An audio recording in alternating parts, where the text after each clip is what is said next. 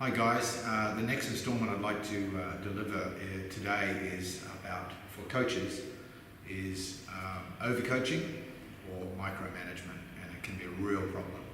I find I struggle with novice instructors, guys that are just starting to become instructors and they're getting their feet wet and they're starting to train novices or beginners, and they have a tendency to overcoach it. And it can be a problem with more experienced coaches as well. The problem with micromanagement is it's very demoralizing or demotivating because you feel like you're not having any evidence of success. The thing to remember when you're teaching a total novice is they're not qualified to pick up the minutiae, the absolute fine details. That's something that comes with time, and you need to be careful how you meter that stuff out, because if you keep pulling them up, interrupting their flow, interrupting their workout, to pick apart their technique before they've really got a grasp of what's going on, it's actually a big problem. Okay, so the key is to get. We don't want students hardwiring mistakes, right? Because when a student's fresh, new, they're very motivated, very excitable, and they will hardwire the shit out of stuff. And if it's the wrong stuff, we've got a big problem further down the line. So yeah, you've got to get the broad strokes first, and if they've got to be good, they've got to be correct. But don't overdo it, okay? Let them have fun with the broad strokes. Get the foundation skill correct, and then hardwire that. And then as you see fit, and as you gain the trust and develop more experience with the student, you can start to fine detail things, right? Because it's a little bit like if I use two different analogies, say jiu-jitsu, when you're doing, say, a basic sweep or something. It's sort of 3 to 5 things, and then as you get more proficient, it's 8 to 10 things, and then when you're really mastering your craft, it can be up to 20 things. Okay, but on day one, 20 things is too much information, no evidence of success. You feel like you're no good at it. So be very careful and cautious as to how you meter out the information. Okay, so because they're there to work, they're there to get it right. Get the broad strokes right first. And another way of looking at it is like when somebody's sparring and a coach is watching them spar and he's continually, picking apart their sparring technique. The problem you have with that is, again, it can be distracting, it can be demotivating, and who's really sparring? Is this the coach living vicariously through the student? Is the coach really, is it a sparring session for him or is it a sparring session for the student? So you need to realize that the students, a couple of well-timed and well-placed corrections or observations are far more valuable than 100 irrelevant ones.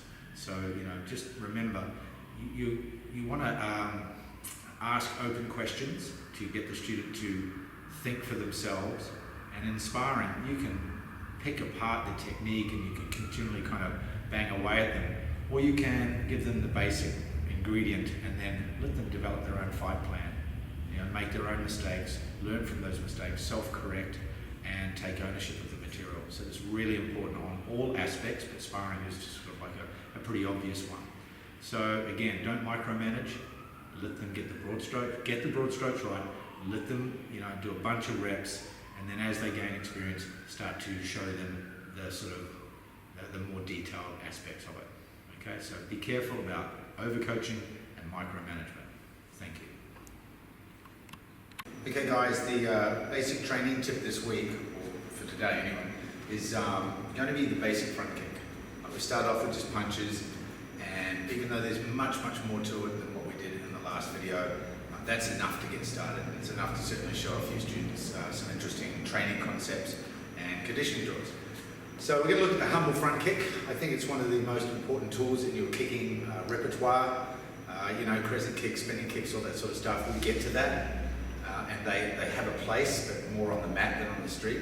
But a front kick has a place both on the mat and on the street. So it's a multi-dimensional tool, and we're going to look at correct mechanics and different foot structure and how it all pulls together. So we're going to look at front kick off the rear leg today. And if you're using this to teach yourself, like it's an instructional video, or you're using it as a coach to teach others, one of the most important things to teach them is about knee elevation. Right, so we have the 5 stages of any kick, which is the setup, the knee elevation, the extension, the retraction, and the recovery. Okay, so those things. setup, knee elevation, extension, retraction, recovery. 5 elements, and that really is in every single kick.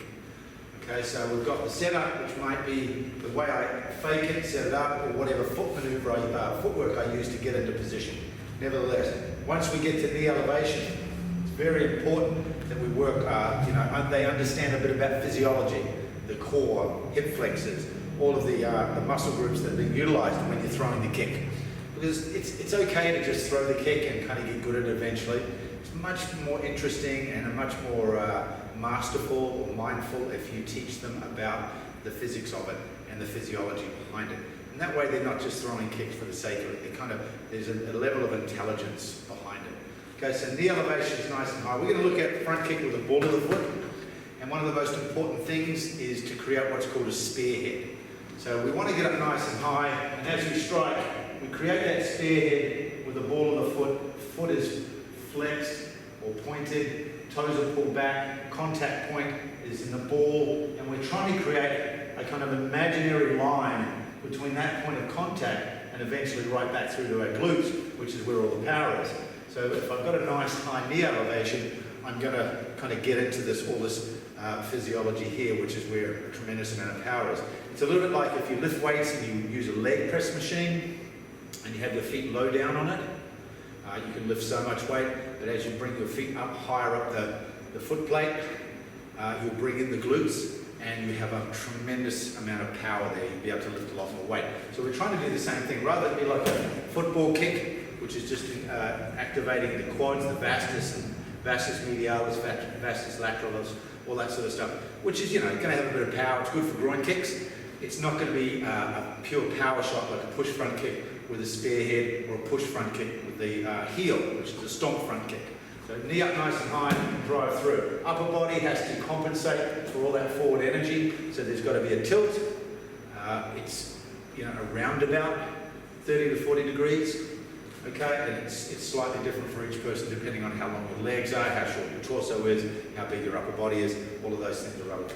So from here, up, back and down, up, back and down. It teaches the importance of knee elevation to incorporate the glutes and the spearhead.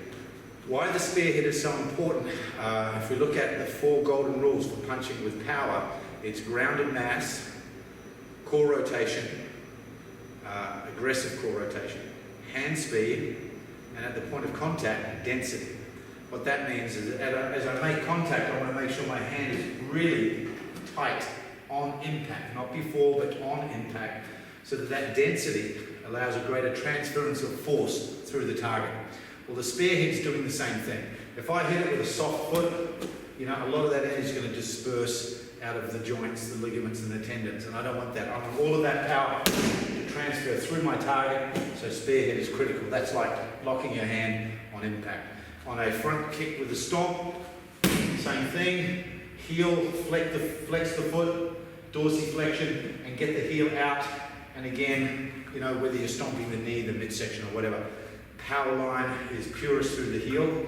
But if you want that extra bit of range with the spearhead, you get an extra 4 to 6 inches of range, and that can be something to take into consideration. Okay, thank you. Okay, guys, what I've got on now is a set of ankle weights.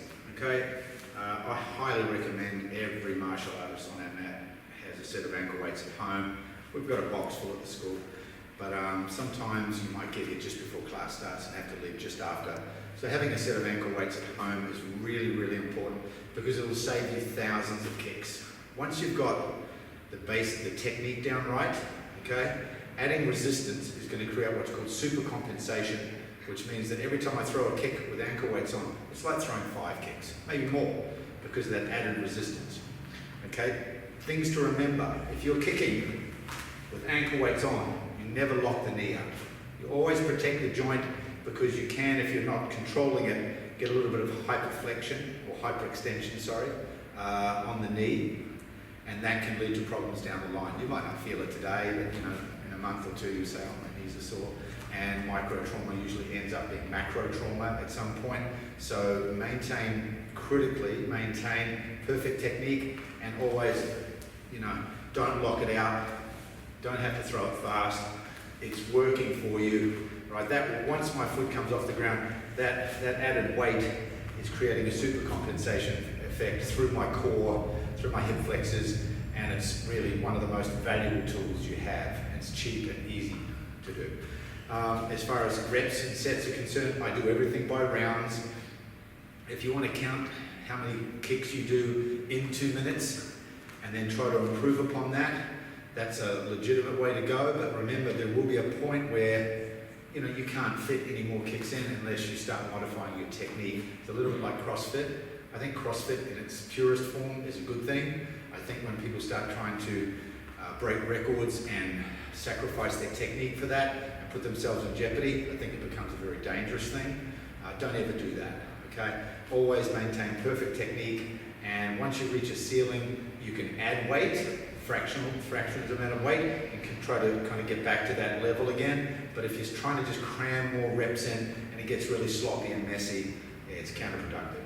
You'll pay for it down the line. So nice and high knee lift off in the air, and again, just about that speed. That's all you need to do.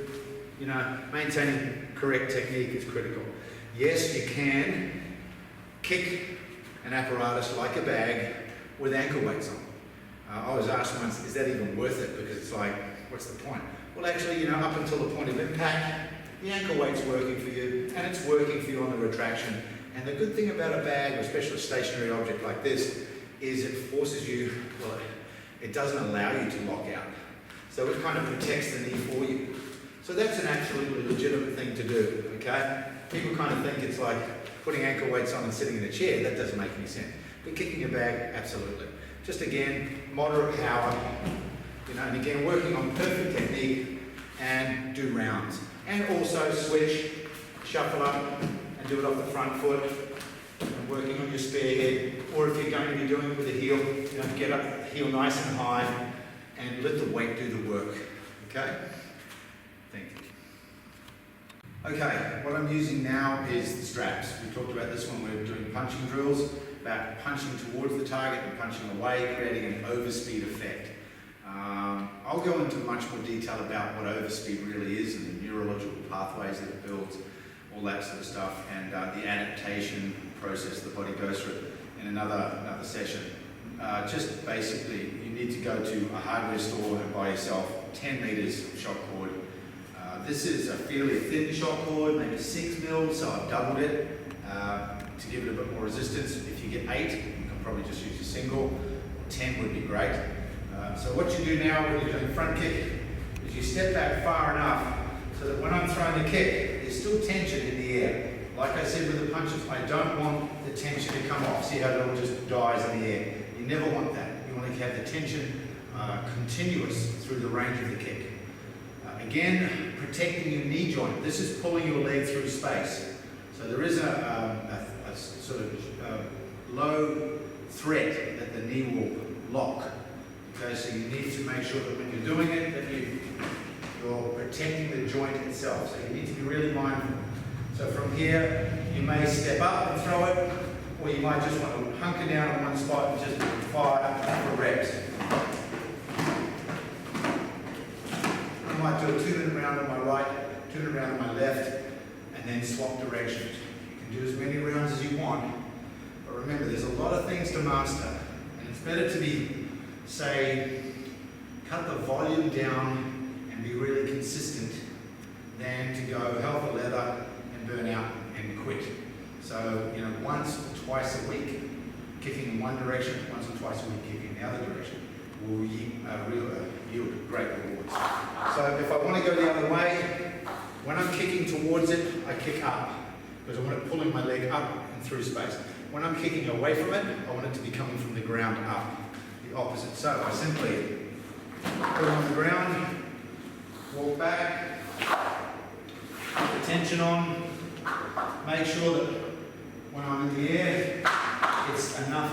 And you've got to remember, as I reach mechanical advantage, it's applying much more pressure. So it's a brilliant exercise to work the kick through its entire range of motion with a continuous upgrade in tension as you reach mechanical advantage. What I mean by that is, when you do a squat, this is your weakest position.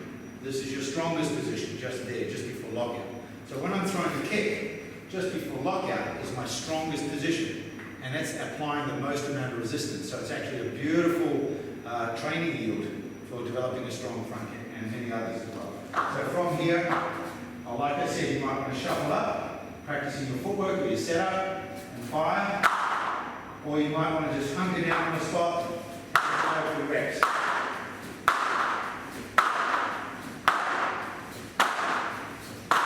Just like that. Rounds again, as many rounds as you want, but be conservative because we've got so much stuff to do.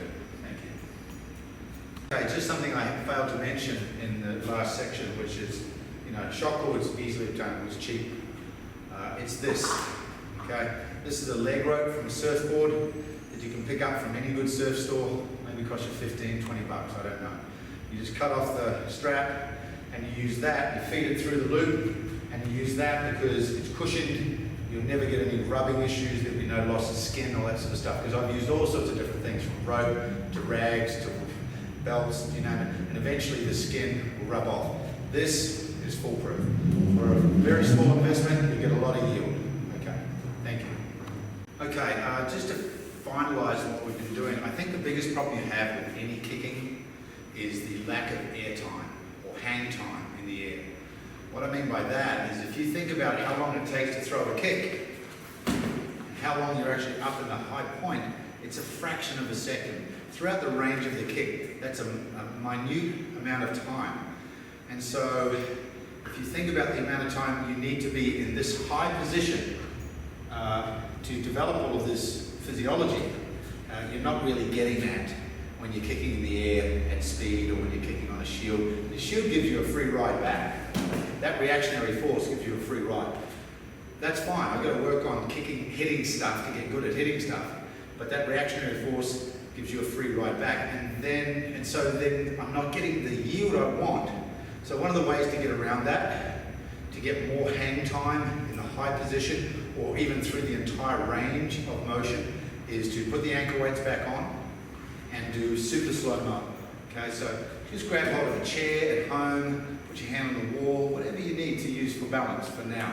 Okay, you might want to put it off the back leg, or you want to put it off the front leg, and you shuffle up, and you do super slow-mo, and back, and back. Okay, and slide up. If you think about the amount of time I'm here in this position now, it's probably the equivalent of about 50 kicks. That 5-second stall in the high position while I'm finishing the kick. You would probably, if you calculated that as to how long you're in hang time position at a kick at speed, it's probably 10 times longer. So up, kick, back, and down. And again, how many reps? Just do rounds. Put on 2-3 kilos and just super slow-mo, up, push, back, down. So I have a 5-second cadence for each kick. So it's 1001, 1002, 1003, 1004, 1005. Okay, you do that for 2 minutes on your left, 2 minutes on your right. You'll know exactly what muscles are driving the kick because they'll be on fire. And you don't really feel that straight away when you're doing kicks in the air or kicks on a bag because they're not there for long enough. They're not being activated long enough. There's a lot of repetitions there, but we're talking thousands. I can save you thousands and thousands of kicks to get an even better kick in a fraction of the time by using the right types of resistance, the straps, the ankle weights, moderate speed versus super slow-mo versus strapped over speed and all that sort of stuff. Okay, so humble front kick, it's an absolutely essential part of your kicking repertoire. It's the first kick we usually learn, but you can never ever underestimate it. What I like about it tactically is round kicks are great for destroying the base. Nothing wrong with that, I love it. That's my favourite kick is a low round. I do all sorts of kicks. But front kick is that kick that can just boom, get your opponent out of your face, create some distance, and distance can mean escape and evade, or it could be a weapon involved, and you just want to punch that guy in the chest with that kick and just create some space. So look, there's dozens of more things. We can't do them all in one video. See you next time.